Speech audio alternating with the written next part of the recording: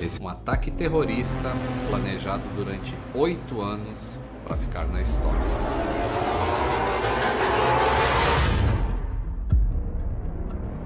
O que os terroristas não esperavam é que o seu quarto alvo não seria atingido devido ao ato de coragem dos passageiros. Naquele fatídico 11 de setembro de 2001, quando o mundo testemunhou os ataques brutais às Torres Gêmeas e ao Pentágono, o voo United 93 se destacou como um símbolo de coragem e sacrifício. A bordo daquele avião, passageiros comuns se tornaram heróis ao enfrentarem os terroristas, evitando assim que outro alvo fosse atingido e que mais pessoas inocentes perdessem a vida. Assim como nos outros 3 atentados, os terroristas embarcaram por volta das 7h30 da manhã. Eu enfatizei em todos os episódios que tudo foi coordenado para acontecer ao mesmo tempo, certo? Mas o que os 4 criminosos do voo 93 não contavam é de que o atraso na decolagem fez com que os passageiros soubessem o que estava acontecendo nos Estados Unidos. 4 homens, Saed Al-Ghamdi, Ahmed Al-Nami, Ahmad Al-Hasnawi e Ziad Jarrah fizeram um check-in. Hasnawi foi selecionado pelo CAPS, o Computer Assisted Passenger Pre-Screening System. Sua bagagem despachada foi examinada em busca de explosivos e depois colocada no avião. Assim como no aeroporto de Boston, faltavam câmeras de vigilância. Por isso, não há provas documentais se os alarmes foram disparados ou se os procedimentos de segurança operados pela Argenbright Security foram executados. A Administração Federal de Aviação investigou os agentes mais tarde. Nenhum se lembrou de nada incomum ou suspeito. Os sequestradores embarcaram no avião entre 7h39 e 7h48. Todos tinham assentos na cabine de primeira classe. O avião deles não tinha seção de classe executiva. Jarrah estava no assento 1 Bravo, mais próximo do cockpit. Nami e Chamdi se sentaram na fileira 3 Charlie e 3 Delta. E Hasnawi ficou no assento 6 Bravo. Naquela manhã de terça-feira, 11 de setembro de 2001, os homens da Al-Qaeda derrotaram todas as camadas de segurança que a aviação civil dos Estados Unidos tinham em vigor para evitar um sequestro naquela época. A bordo havia 53 passageiros, 6 tripulantes, 4 sequestradores. A aeronave estava escalada para partir às 8 horas, mas decolou apenas às 8h42 por causa do tráfego no aeroporto. Agora preste atenção nos horários. Às 8h46, o voo 11 bateu contra a torre norte do World Trade Center. Às 9h03, o voo 175 bateu contra a torre sul. Às 9h37, o voo 77 se chocou contra a fachada oeste do Pentágono. Portanto, o atraso de mais de 40 minutos foi determinante para que os passageiros em voo soubessem, através de seus familiares, as intenções dos sequestradores. O voo United 93 era operado por um Boeing 757-200, fabricado em 1996, com capacidade para transportar 182 passageiros. A duração de um voo entre Newark e São Francisco varia de 5 a 6 horas. Logo após atingir a altitude de cruzeiro, o setor de operações da United Airlines avisou aos 16 voos transcontinentais da empresa para tomarem precauções. A mensagem dizia: cuidado com a invasão de cabine de comando. 2 aeronaves bateram no World Trade Center. Às 9h23, a mensagem foi transmitida ao voo United 93. Às 9h26, o piloto pediu para que a mensagem fosse confirmada. E 2 minutos depois, o cockpit foi invadido. Na batalha com os terroristas, os pilotos enviaram um pedido de socorro.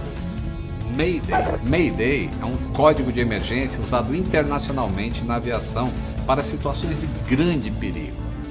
A palavra deve ser repetida 3 vezes, a fim de garantir que a mensagem seja claramente entendida como um pedido de socorro. O controlador de voo tentou o contato, mas já era tarde. A aeronave estava sob o comando do criminoso Ziad Jarrah e o sequestro foi anunciado. A aeronave fez uma curva de 270 graus para o sul. Sem respostas, o controlador fez contato com um avião que estava próximo. Vocês viram no 3º episódio como se faziam ligações a bordo naquela época.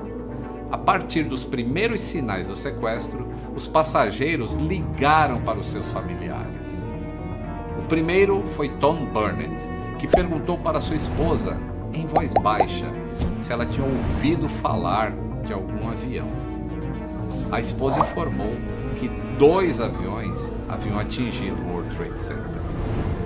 Outras pessoas conseguiram informações do que estava acontecendo nos Estados Unidos naquele dia e logo identificaram que eles seriam o próximo alvo de uma missão suicida. Também teve aqueles que, descrentes de uma solução, se despediram.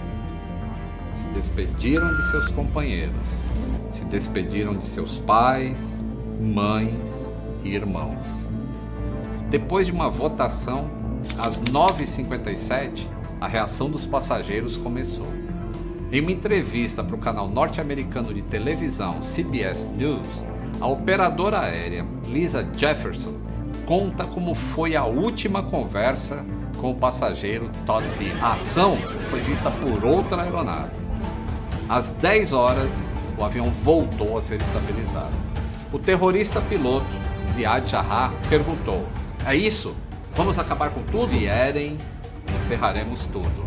Às 10h01, o piloto voltou a repetir a pergunta e o terrorista respondeu: "Sim, derrube." Às 10h02,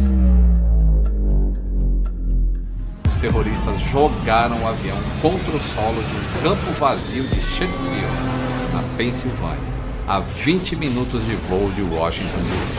Para se ter uma ideia, as caixas pretas do avião foram encontradas a 8 metros de profundidade. Todos os 44 passageiros e tripulantes a bordo do United 93 morreram na queda. Eles foram os primeiros a lutarem contra o terrorismo. São considerados verdadeiros heróis. Pagaram com suas vidas para salvar tantas outras. O governo americano acredita que os sequestradores pretendiam atacar o Capitólio ou a Casa Branca. Nas comunicações interceptadas foi possível ouvir discussões de um plano em que o Congresso americano era o alvo. O Congresso é o Capitólio. O vice-presidente Dick Cheney emitiu uma ordem para abater os aviões sequestrados, mas os pilotos militares não receberam a informação até o voo 93 cair na Pensilvânia. Os militares relatam que não deu tempo nem de carregar os caças com mísseis, o que tornaria o abatimento quase que uma missão suicida para eles. Foram 8 anos de planejamento da Al-Qaeda para menos de 30 minutos de reação dos Estados Unidos. Eles lidaram com um desafio sem precedentes, com o qual nunca haviam treinado para combater. Bin Laden batizou o atentado de Operação Aviões. Inicialmente, o planejamento era para sequestrar 5 aeronaves. Poucas semanas antes dos ataques, um piloto foi preso e os 15 suicidas que ajudariam no sequestro foram redistribuídos. Os recrutados passaram por treinamentos físicos e lições de combate. Eles matavam animais com facas e estiletes, pois era assim que eles matariam as pessoas a bordo. Participaram de cursos de aviação e treinaram em simuladores diversos. Os terroristas do voo 11 e 175, Mohammed Atta e Marwan al-Shehri, fizeram aulas de aviação na escola Huffman Aviation em Venice, na Flórida.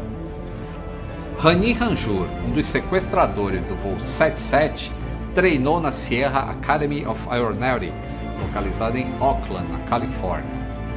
Ziad Jarrah do voo 93 frequentou a Florida Flight Training Center em Venice.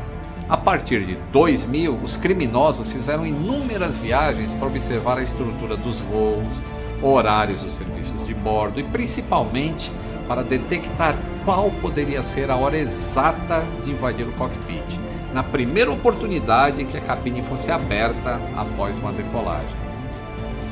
Os voos transcontinentais da costa leste para oeste não foram por acaso.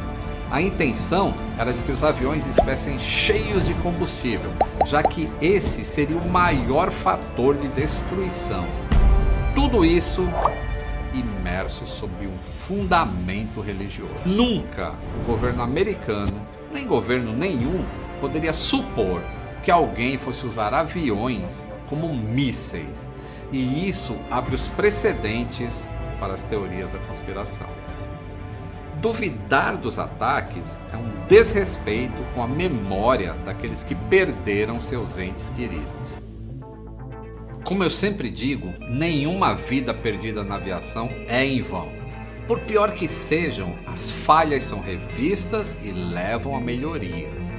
Muitas mudanças significativas foram implementadas para reforçar a segurança na aviação civil após esses ataques. E o que mudou? Os procedimentos de segurança em aeroportos foram significativamente ampliados, especialmente no momento do embarque. Se você já viajou aos Estados Unidos e achou ruim ter que tirar os sapatos, cintos e outros objetos, tenha em mente que isso faz parte para que uma fatalidade não ocorra novamente. Dentro das aeronaves, nas décadas de 80 e 90, era comum que passageiros fossem autorizados a visitar a cabine dos pilotos, geralmente nos momentos de embarque e desembarque, ou mesmo durante o voo. Após esses atentados nos Estados Unidos, essa prática foi proibida e os cockpits dos aviões receberam portas blindadas. A lei Armando Pilotos contra o Terrorismo foi sancionada em novembro de 2002 e em abril do ano seguinte, os primeiros pilotos portadores de armas estavam a bordo de voos comerciais nos Estados Unidos. A partir daquela manhã de setembro de 2001, tudo mudou.